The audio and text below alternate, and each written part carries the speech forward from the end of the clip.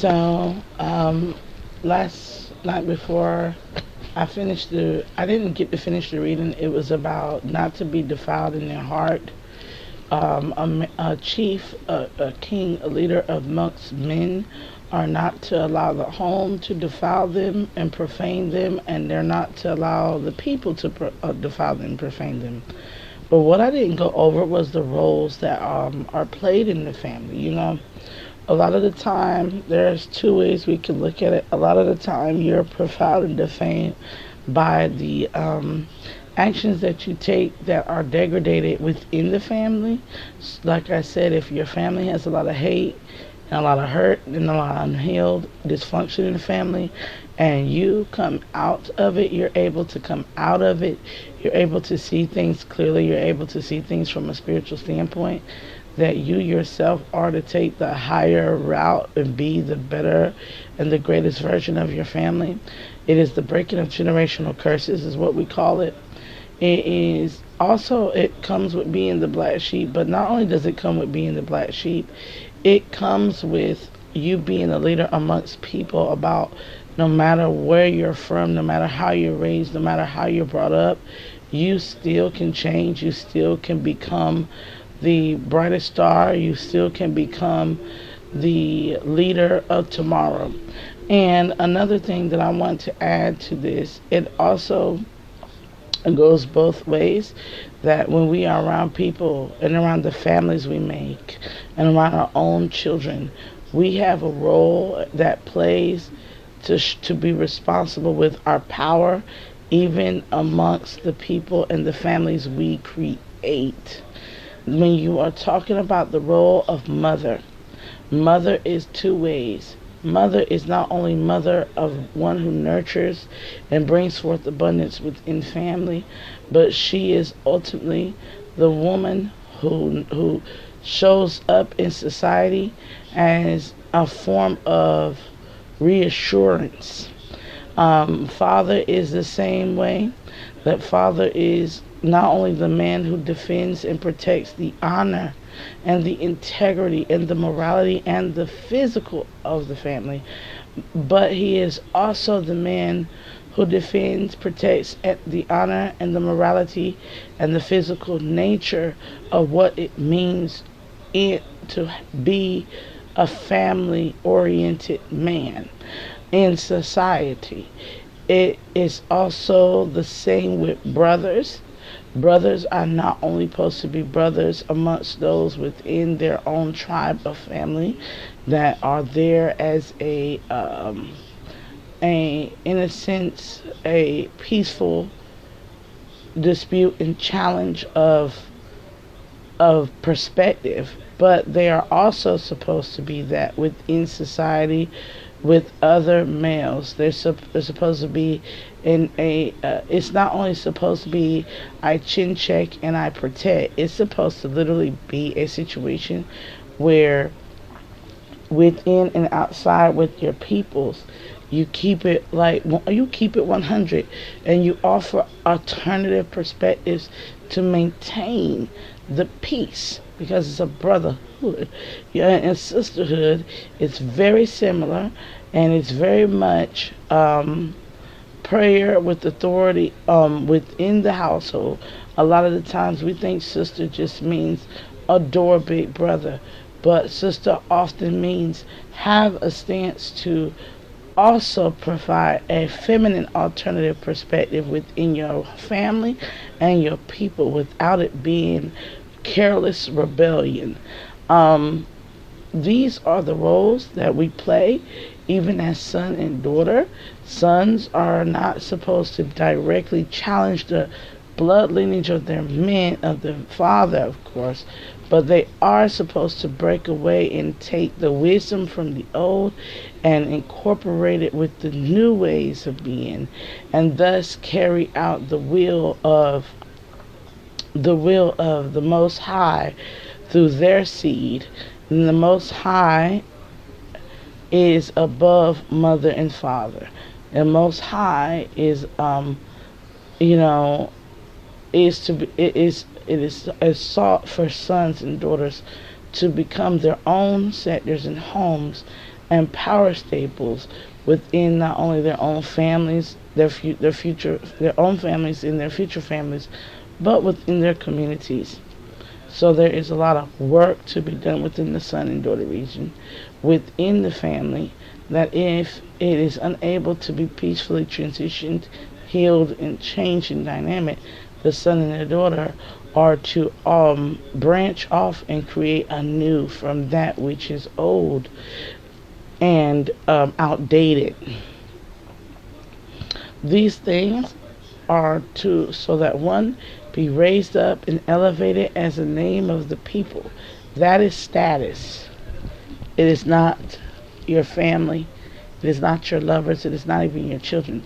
Status is your action that raises the vibrations of not only that forces the raised vibrations of those that you come from and for to evolve, and it also aids in revolutionary change within the people, because we first have to heal within ourselves in order to understand the power and the role and the responsibility that comes with being who we are, and then we have to start within the homes and the child and the childhood traumas. We have to start within the loving of the understanding of where we came from and the people that are there. And once we fix the inner world, the inner home, and the home that is physically that we came from, then we can begin to build and grow amongst the people better positions of ways of living in society. And that is how we become the chieftains and the leaders of tomorrow. And it is a great role and responsibility, because with great power comes great responsibility. So now I'm going to jump into this reading here. And that was to finish off the last reading. You can go and look at the previous video. I'm going to shift into the cards. Over by my side. What is it? So we have a Queen of Pentacles.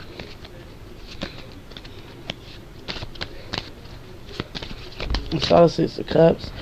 Somebody needs to stabilize self, stabilize their love connections, stabilize their growth, lock it in. There's also maturation or maturity that's needed here. This could be between a Queen of Pentacles and her knowing that something, even though it seems like it's not moving, it is moving. It is moving. Someone wants to know if something is moving.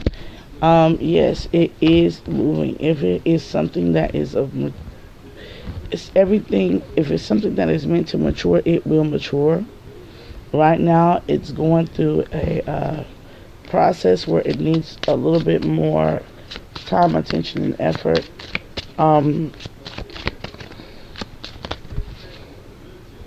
It needs time, attention, and effort here.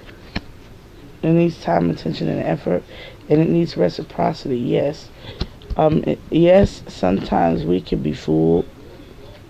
Yes, somebody could be very well toxic. Somebody, there's a King of Swords that could be toxic.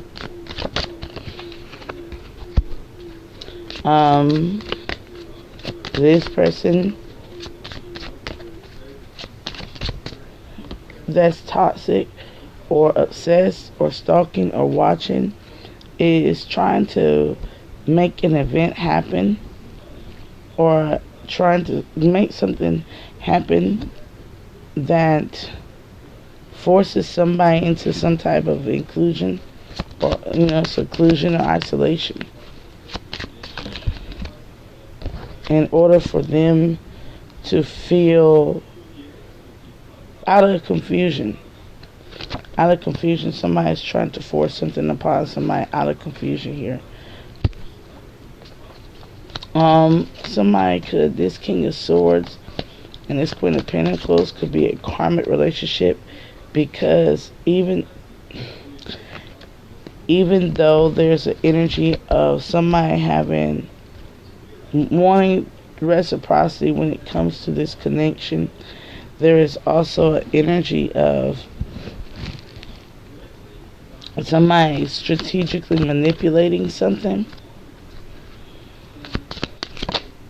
when it comes to matters of the heart. Somebody could be manipulating something, and they could be doing it in the guise of love, or they're only trying, they only can, they're this emphasizing on loving from how they know, the only way they know how to love, which is that way. They don't know any other way how to love.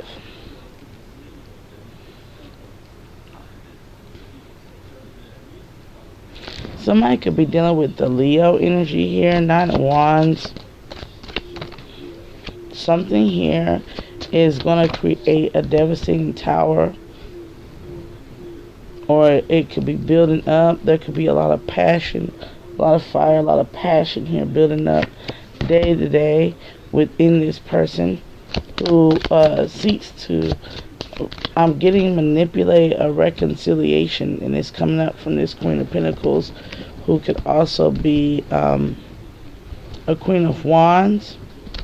So there could also be a Queen of Wands that is also trying to, it seems here like there's 3 individuals, 2 females and 1 masculine, that's consistently playing some type of game to manipulate in order to get something out of this masculine who is also manipulative. It seems that there's a lot of deception, lies, gossip, slander, rumor amongst these 3. And whatever they tell themselves this because the four of Pentacles and the 3 of Pentacles, they tell themselves because there's a codependency. There's a codependency, or there's a flying monkey type of energy that's coming in, that's like wanting to stay in some type of entanglement out of vying for resources and vying for the heart. So this is definitely like a battle, a karmic battle of love that is blowing that is not necessarily in with the 10 of Swords. It's over analytical, overthinking, overplaying, and it's just too much. It's like somebody is doing too much. They're doing too much to ruin each other. They're doing too much to sabotage or sabotage each other. And then they're with the 10 of Wands, 9 and the 10 of Wands. It could have blew up out of proportion. It could have definitely went through blow up. Somebody could have blew up.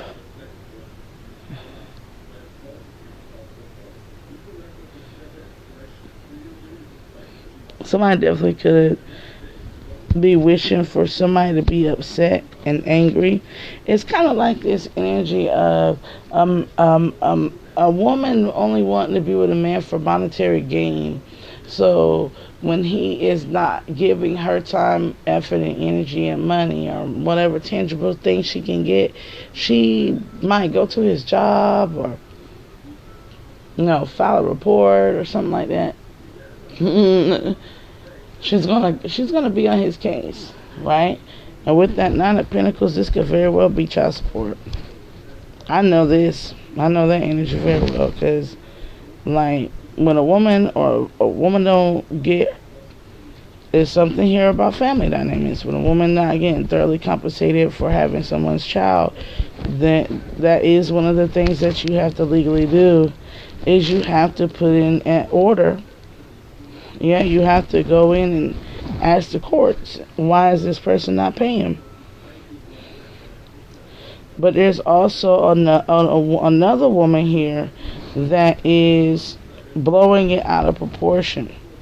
Somebody actually taking on the role of responsibility. But there's also this masculine here who utilizes giving his money to his seed. It could be something as simple as giving money to your child in order to upset the other woman, the new woman. And then as soon as that person feels vulnerable, blows up man, and this and that and the third, you turn around and you cut the child off in the equation to appease the Queen of Wands. It's kind of like that. It's kind of like I'm gonna neglect this one over here and this child over here to make this one upset, and then this one's gonna get mad and do all this stuff. And while this one's getting mad and doing this, I'm gonna be over here making love to this one who was mad for me trying to be responsible in the first place. And then after a while, when this one steps out of line, or when this one gets too high and mighty and starts acting like they know some shit, and somebody, this is like a man whose primary objective is to humble women. He wants to humble women, so he would defile himself as a leader amongst men and women. He will defile himself within his home with his children, and he will defile himself with the woman he's with, and he will defile himself with other women that he meets along the journey. So, or vice versa, take it however how you leave. It could be a woman that does this as well, okay? She will defile herself wherever she goes. She will be profane and defiled. She will never be trustworthy and stable, a stable post or outlet, because everything they do is to maneuver. Like I said, this is a season of I love to gain and I gain to love. But gain is always in the center, There is no love without that gain in the middle of it, for neither one of them in the equation, right? Three of Swords. This is regretful, shameful, and sorrowful, mainly because somebody has to face the truth. Six of Pentacles, King of Pentacles, and the Ace of Swords. Somebody needs to face the truth. The grass is only greener where you water it, right? And as a King of Pentacles, you're supposed to be stable on both ends. You're supposed to be stable on both ends. If how to be stable one end, like Seven of Swords, King of Cups, Seven of Cups. This king is in between being delusional and deceptive. Caught between delusions and being deceptive. And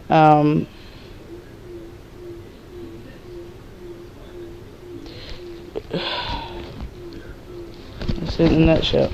Being delusional and deceptive, and keeping things in the sevens, in an equation of struggle. Struggling against, in order to be delusional, you have to struggle against the facts of that you created a situation. And in order to be deceptive, you have to lie about the situations that you created. And that's the truth. Ace of Swords. About all these things that this person has to face. Four of Swords, Ace of Swords, Four of Wands as well. Somebody face that they put themselves in an obligation spiritually, and they put themselves in an obligation financially.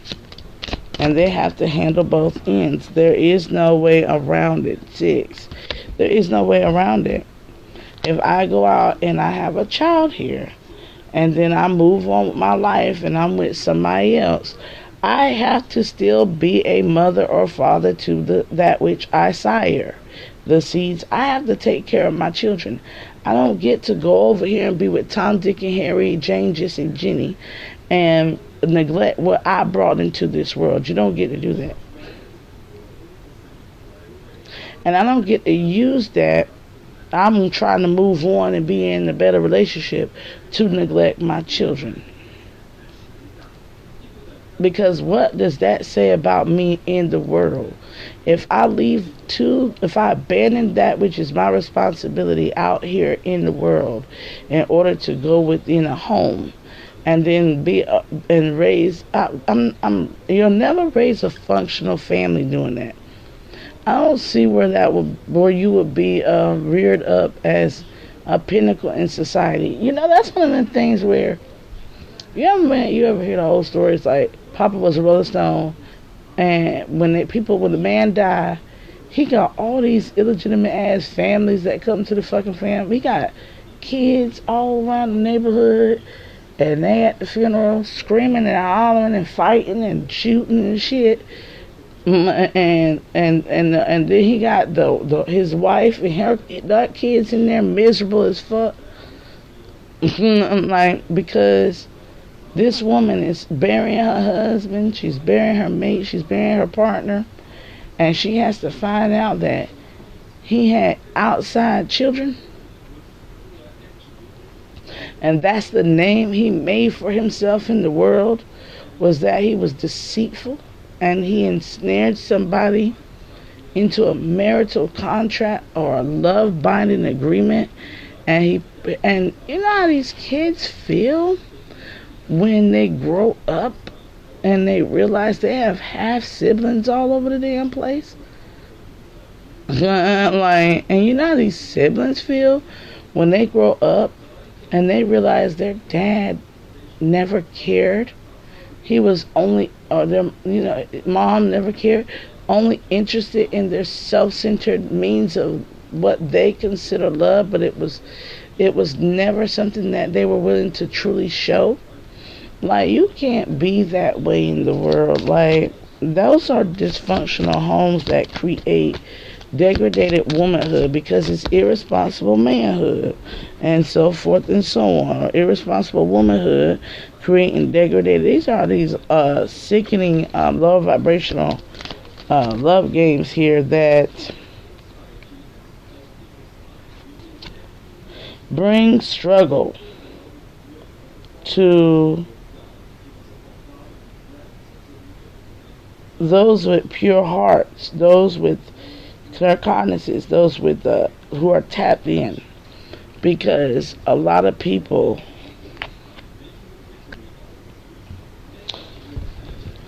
Queen of Cups, Five of Wands. It's like somebody hates somebody else's children.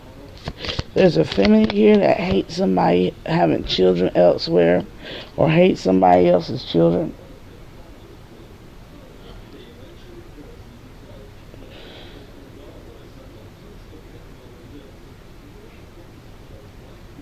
Or loves this masculine so much she feeds the lower vibrations of him and doesn't help, and that's in order to gain. You have a karmic masculine here and a karmic feminine here, and there could be a younger person in the mix, third party situation that could be keeping somebody from playing the role and balancing their mental, getting their health together. But something is also another energy here of somebody could be wanting to play house too much.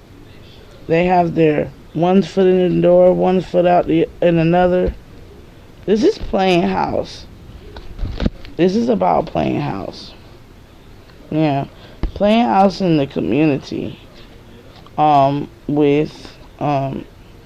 this is the overall truth about poverty mindset and scarcity tactics. Playing house within the community. Siring these broken homes.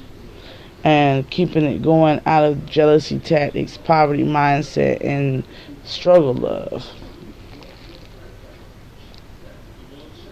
So, let's see what the Most High Divine has to say about this in the reading before it is what it is. And I don't feel like talking on it because two wrongs don't make a right. Oh, the Divine Most High God, give me the word.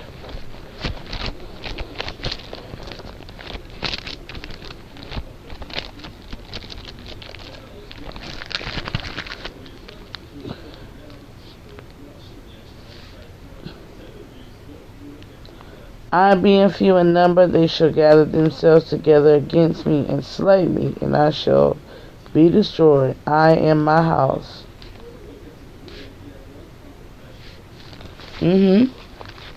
That's in the end what happens.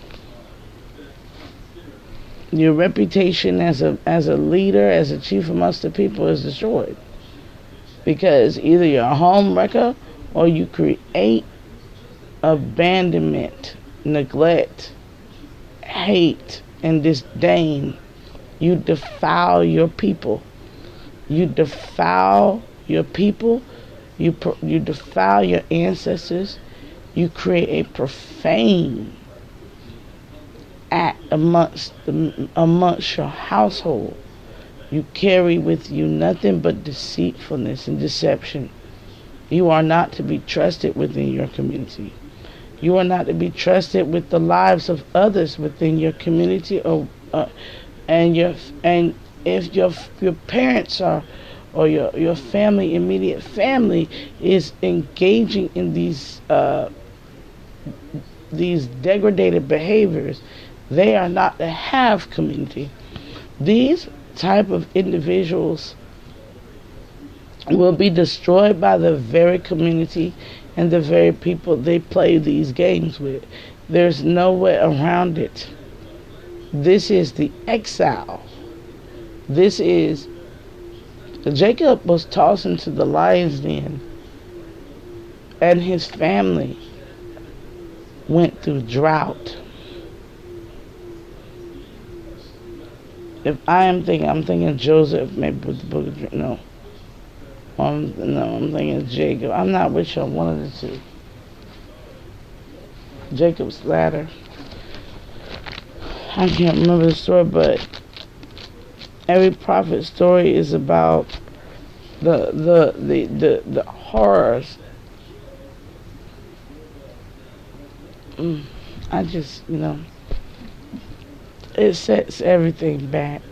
That's all you can say, is it doesn't evolve us as a people.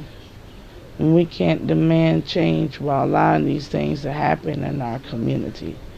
And these people really hold you back when they don't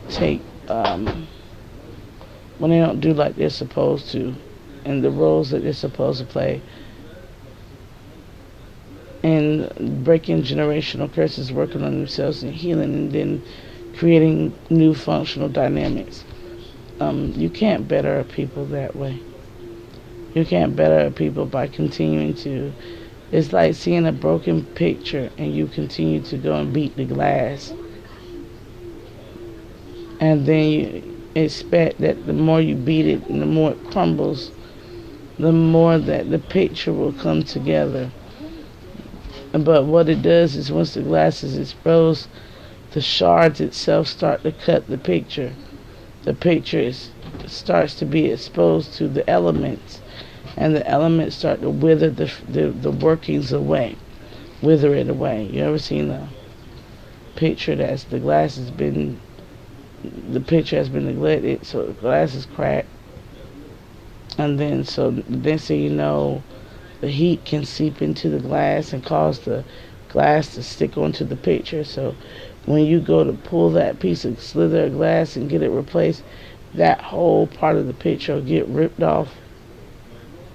So then you have to either pack some sealant and fix the glass and leave it there in order to keep the picture together, or you have to be willing to take that picture out that frame and let that small part be ripped and torn and try to get the picture or photo regenerated. So many ways to AI and stuff to get the shit fixed, but might not ever be able to get it fixed. But if you keep beating on it, at that point you'll lose the whole format of the picture itself. It'll have one slither in the corner, but at least you can see the workings of what it is. But the more it breaks and the more it cracks, the more you can't even see the picture by looking at the glass. So what do people attempt to do? They attempt to take the glass, or the glass starts falling off the picture. But if it falls off the picture without taking pieces of the image, it'll the image that is exposed from there being no glass will start to wilt. It will start to go through a paper-like decay. And then as the image paper-like decay, now the picture is dying from within the glass. And it's like a person is just beating on the glass, and the slithers are falling off, and this exposure to the elements is hitting, and it's just destroying the picture. And after a while, the picture is destroyed, and it cannot be restored because we don't have enough of the original image to go off of. And this is where humanity is right now. This is where humanity is right now. The whole picture of us evolving and revolutionary, we are beating up that goal. We are, as a people in this world right now, rejecting evolution. We are rejecting healing. We are rejecting resetting our hearts. We are rejecting true compassion, empathy, and love. We are rejecting the children, baby. We are rejecting these babies out here. We are rejecting inner code morality and ethics in this world. We are rejecting righteousness in this world. We are ultimately rejecting life, and ultimately we are defiling ourselves in the sight of God as the image of God. Therefore, the image of God has been tarnished by us. And being that the image of God is being tarnished by us, let me only define what is it.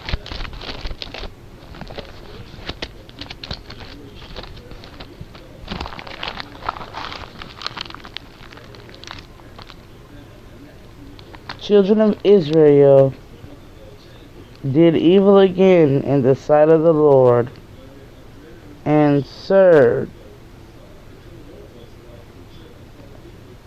Baalim and Ashtaroth, the gods of Syria.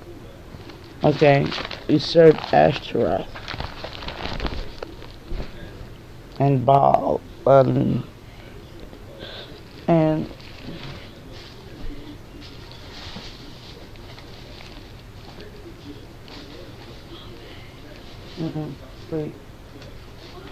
wait.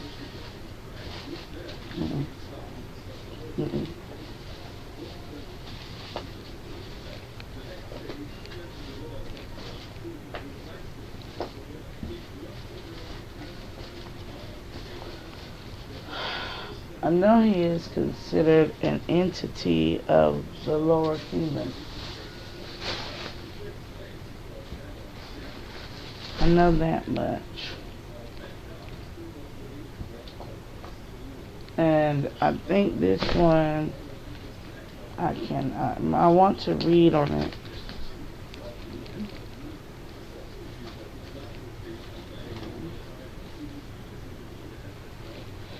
I'll do some ordering and arranging here, though.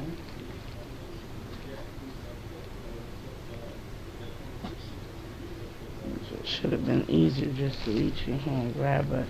I had the light off, but I'm going to get to it. I'll read it to you. If not, I'll just cut the video. And, but yes, this is a servant of the servants of that which has proven itself to be of darkness. Now people go, oh yeah, these are gods of old, people worship. Every god of old is not evil. There's plenty of nations that did good in history that have old gods, right? And our Abrahamic succession fathers used to make beautiful pacts, business pacts and trade and all sorts of stuff with the people whose, beings that they served believed in, a better economical stance.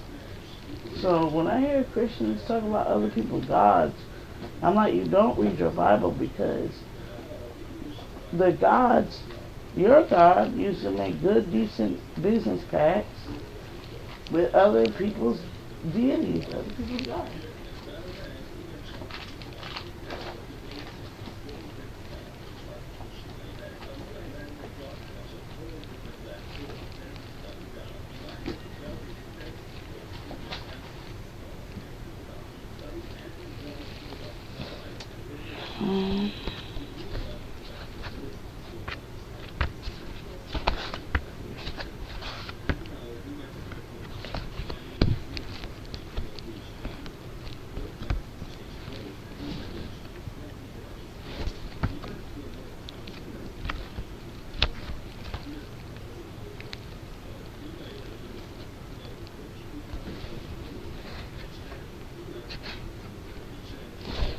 One is of them is when they say the Baalim, they are referring to this one, which a lot of people don't know. They don't know that they're referring to the destroyer of men with vices. They don't know they're the one that manifests apparitions of demons and says demons amongst the people. They don't know that is the true. I don't know if you can see that, but that's the one that they mean. That's the one that Jezebel sold her soul to. People usually think it's this one.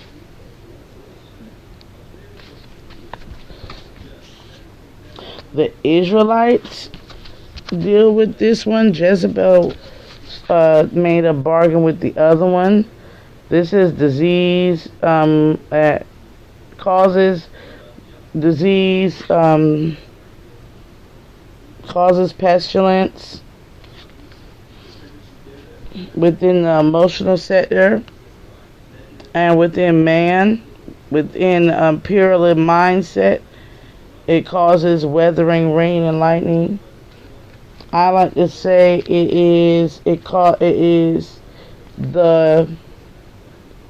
is that which when you don't know your subconscious and you don't know, you're not aware of your deep and negative attributes and fears, it is there. Instead of the God Olukum being there, this will be there.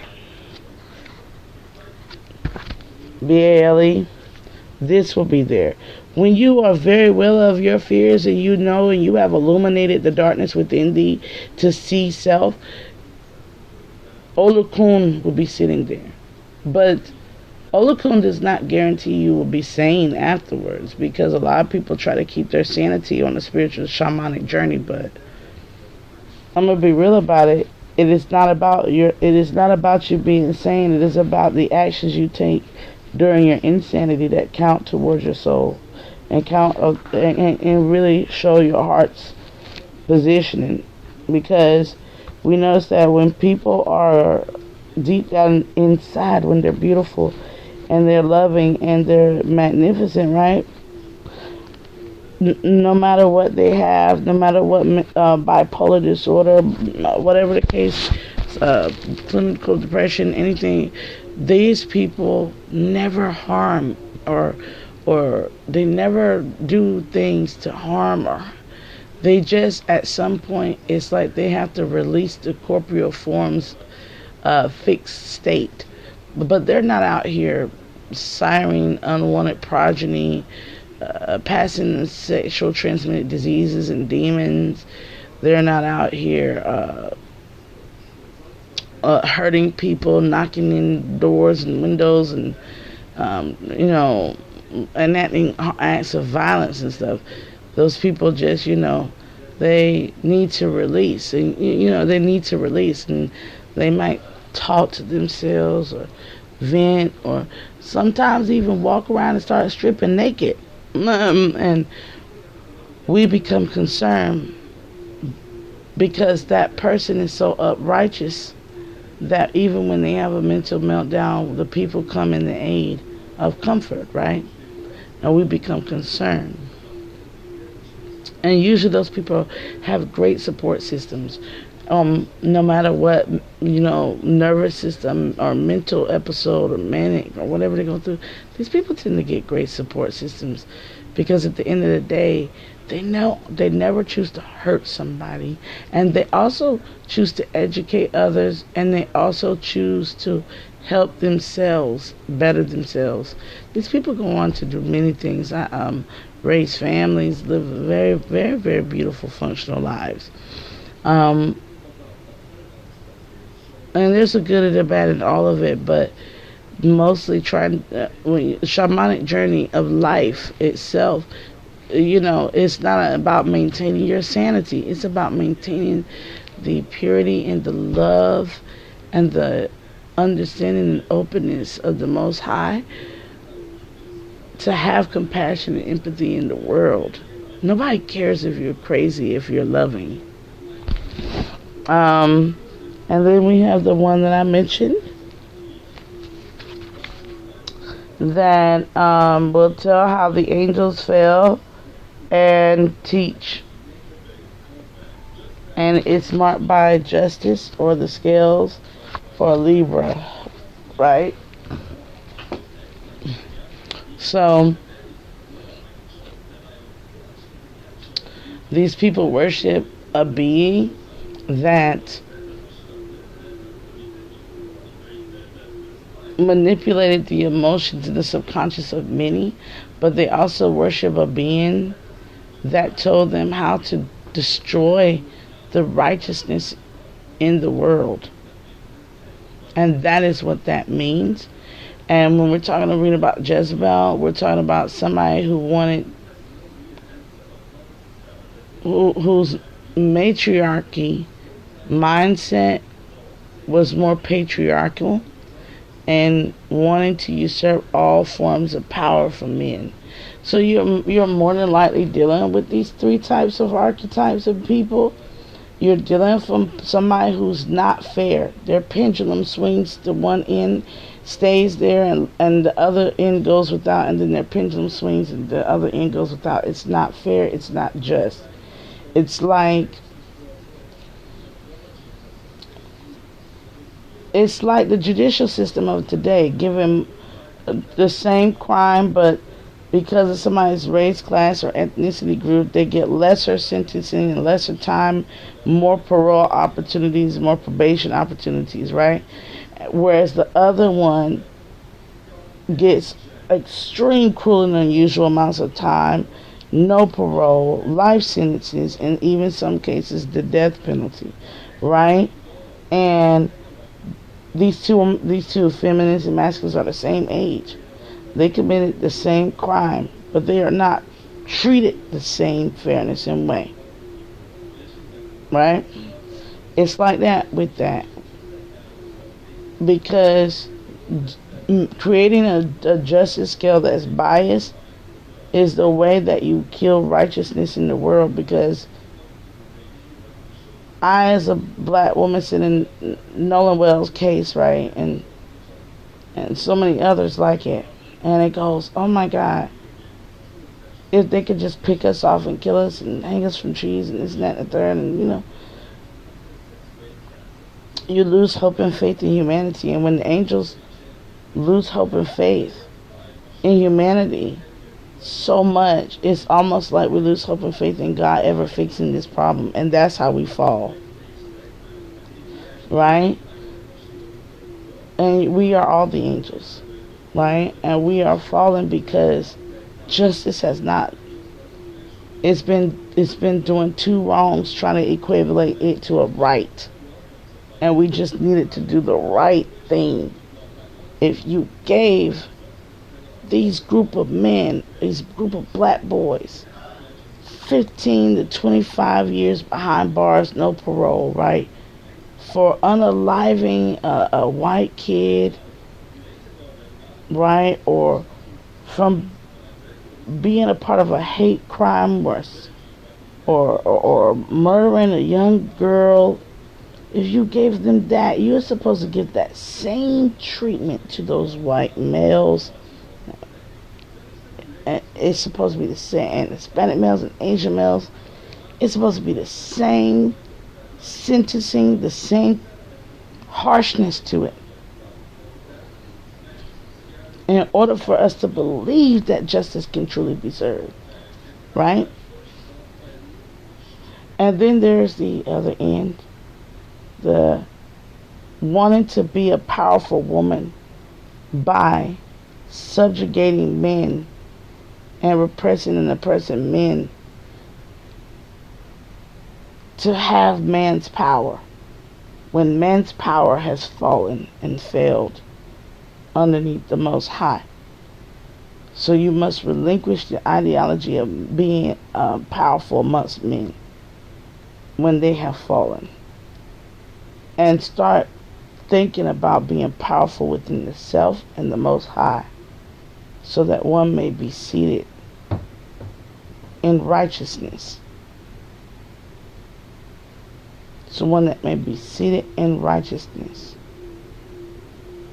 and uplifted by the divine, where you can never go wrong, right? And then there's the other one, where as a masculine energy, in order to come out and be out of distortion, one must not be afraid to look within.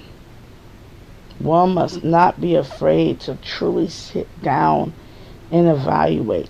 Yes, it's going to hurt. For I am my Father, said Christ in the Bible. You got to know the sins of your father. You got to understand what's been passed down into you. You have to understand the sickness, the death, and the decay that is being passed down into you. The mindsets, the choices of people, places, and things, the things you put on the pedestal, the things that you relate to in ego, the things that you desire in your lowest forms, the things that you think is love. You got and also the trauma, the inner childhood trauma, inner teenage years trauma, the shadow that of when you come out of understanding all that, the shadow of the things that you must take accountability for, that you yourself aided and abetting and ruining, including sometimes even making the choice of being in tandem with something that was going to ruin you out of obsession. You have to go through so much, and then you have to go through what am I, and where did I come from, and how did I become to be or to not to be. You have to dive into that. What is my purpose, my mechanism, my niche? What is my creed? What am I? And as you're going through these things, it's going to be ugly. You're going to start seeing that you were. It's take off the foo-foo, take off the violence, take off the take off the take it off. You feel me? Kendrick Lamar. Bitch, you ugly as fuck. You out of pocket. They're talking about us, right? We are all ugly, hideous. When you start peeling them layers back, and you got to see that. You got to look yourself and the evils of self right in the fucking face, and you got to continue to hack away at the gangrenous aspects of self, the evils of self, to get. You got to keep digging within yourself. You got to keep pulling that stuff, that ugly eye, that hateful ass thought that you had about such. You got to start taking that out yourself, and you're going to get to this point where you are going to be angry with yourself. You're going to be in denial with yourself. You're going to start bargaining with your humanity, and then you're going to come into acceptance that I need to continue this journey. I need to get. You are like a diamond, and a diamond starts in the charcoal, and the tar that's around the diamond is all the dead things within the world that created the tar. Seep down into the earth, that pressurized, and within that pressure is a diamond, and you got to go through that. You got to go through in order to really get to that shining part of self. And I'm gonna tell you, it's an ugly fucking journey. It ain't nothing cute. Ain't nothing cute about it. It's intense, and it really makes you feel like you ain't shit.